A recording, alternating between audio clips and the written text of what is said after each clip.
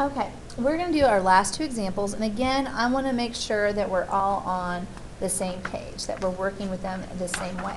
It says find, for the pair of similar figures, find the ratio of perimeters. Now, we still will ask ourselves the same questions. What information did they give us? Well, they gave us area, but I want the ratio of perimeters.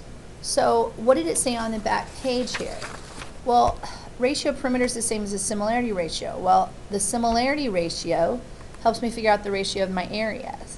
So let's use the ratio of areas and work backwards. So with this one, what's my ratio of the area?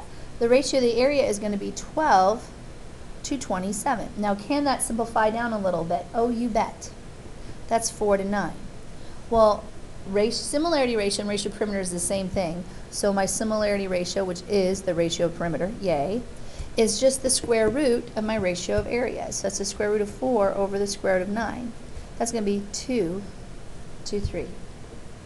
Now, what did I have? Area. What did I want to get to? Ratio of perimeters. How do I do that? Square root.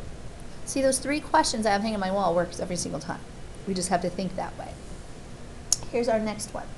It says the shorter sides of a rectangle are 6 feet. The shorter sides of a similar rectangle are 9 feet. If the area of the smaller rectangle is 48 square feet, what is the area of the larger rectangle? Again, you could set up a quickly find the missing sides with area, but I want you to think how they work. Now, again, what do I have? They gave us length of sides. Well, that's going to give me a similarity ratio. So short side to short side, that's 6 to 9. And that reduces down to 2/3. Boy, I went back there for a moment. So that's 2/3. So my similarity ratio is 2/3.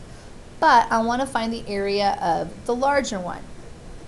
But I'm given the area of the smaller one, which is 48. So that's area of the smaller one. Well, that means I need area. That's the ratio of areas. So how do I get the ratio of areas? Well, you take your similarity ratio and you square it. So it's 4/9. So we go 4 is to 9 as, what do we get here? 4 is to 9 as 48 is to the area of the larger one. So let's just call A for area. Now let's go ahead and cross multiply because I can't reduce anything.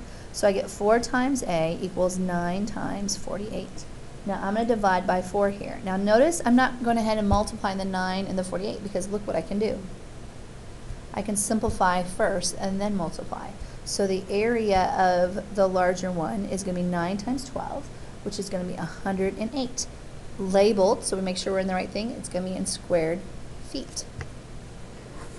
Hopefully that helps you with some examples and how to do the homework. So read your directions carefully, ask what do I have, where do I want to go. It really will help you with your ratios.